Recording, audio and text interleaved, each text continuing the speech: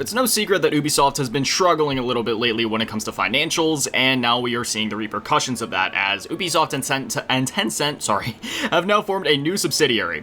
This is coming from GamesIndustry.biz. Quote, Ubisoft has accelerated its transformation by developing a new operating model and subsidiary following a 1.25 billion cash injection from Chinese megacorp Tencent.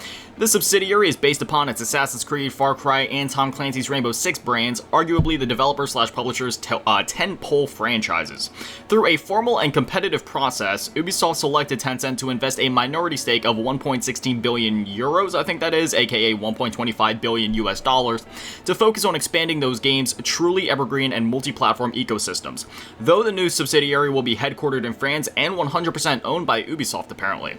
Ubisoft said the $1.25 billion investment will be used to strengthen Ubisoft's balance sheet by significantly reducing its consolidated net debt position, accelerate the group's transformation, and sustain growth of selected franchises. End quote. So if anything, I feel like this was probably the best case scenario for Ubisoft, just considering how low their shares have fallen when it comes to the stock market in recent times and just how many games they've been releasing that have been seen as underperforming, at least compared to what Ubisoft was expecting, certain games to sell. So, I feel like this was probably the best case scenario, because worst case scenario would have been Ubisoft shutting down and that was that, and the IPs just get sold off to a bunch of other companies, like we've seen with, other companies and publishers in the past. So, if anything, the fact that Ubisoft gets to remain, the new subsidiary headquartered in France, they get to be 100% owned by Ubisoft still, and, everything else.